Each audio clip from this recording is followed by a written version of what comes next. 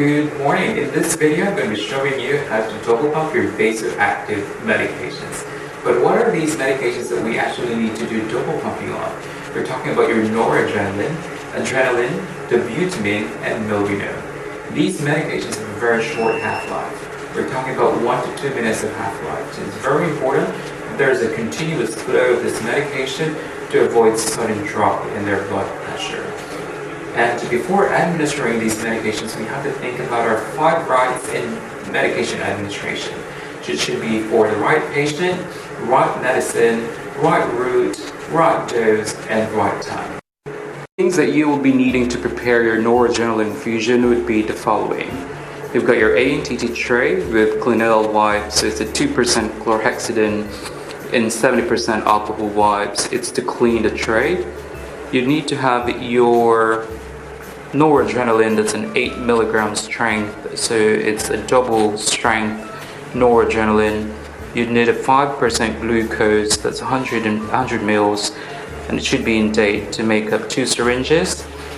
You've got 50 ml syringes right there, giving sets, octopus. You've got your Cures bongs, so these bongs are 70% alcohol impregnated bongs. You've got some stickers, needles, and right, to start the procedure, I'm going to clean the ANTT tray. So I've got clinell wipes here. So for us to clean it, we need to use the S technique. So what it is you're going to start from one corner of the tray, and then just making or doing like a letter S, and then on the side of the tray, then out. And that's basically your clean ANTT tray.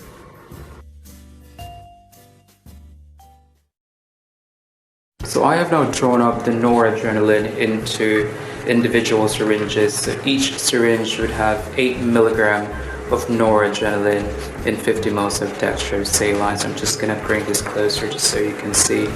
So I've got the label here. So that's 8 milligram right there in 50 mils. And I put the sticker in a way that when you lift it up, you can still see the graduation on the syringe to check for the actual level of the drug. So it's just a top bit of the sticker that you stick on, just right above where the numbers are. So that's how you stick or put your stickers on. I'm also going to quickly show you how to prime your line. So in priming your line, you want to push the plunger in just so the drug would fill up your line. So you can slowly push it like so, and then wait for the air to come out at the end of your octopus. So you can see that the air has actually been pushed out. And if you can't see any more air in the line, that's the end of your priming. So now we're ready to put the syringes into the pump. So I've already placed the first syringe. Now I will do the second one.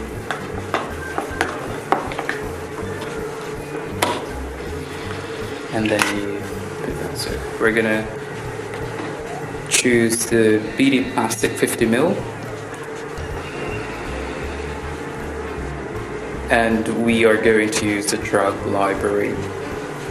And if you go to vasoactive, it should take you to this page, and you just need to find noradrenaline QEH and then choose the correct strength. Again, we're using 8 milligram in 50 ml strength, or it's your double strength, and it should be delivered, or it should be given via a central line only. Choose yes, and we're going to put in the weight. So I'm going to say 66. It's the same weight as the first syringe, and that's your weight of your patient. And then we're going to change the volume to be infused to what's actually in the syringe. So it should be 47.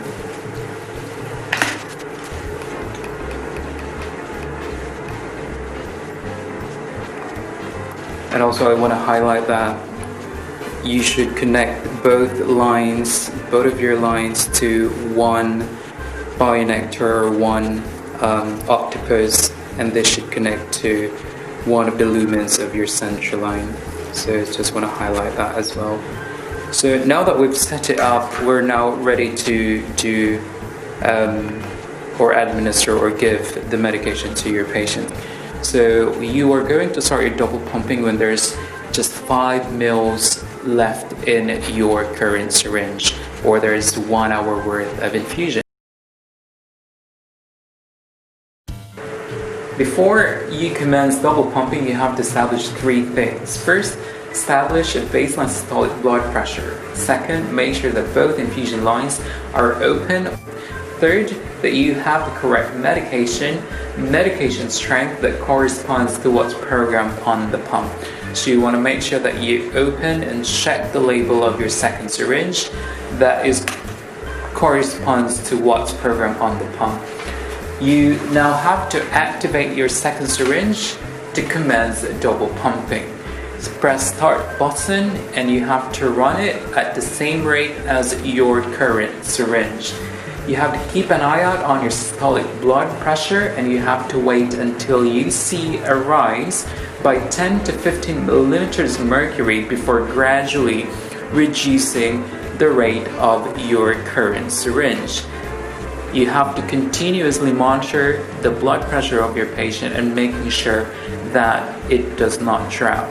So in changing the rate of your infusion, you just need to use the arrow buttons and then press the OK button to confirm the new rate of the syringe. Double pumping can take up to 5 minutes, so you need to take your time. You need to wait until the blood pressure is stable enough before going down on your rate. And after 5 minutes, we've managed to get it to that rate, and we get to a point where we can now stop the current syringe infusion, and that should be the end of your double pumping. So after double pumping, you need to get the second syringe pump ready for another double pumping later on your shift by putting in a new syringe that's of the same concentration, same medication of the medication that's running through at that moment. So in this case, I have noradrenaline 8 mg, the same as what's running through at the moment.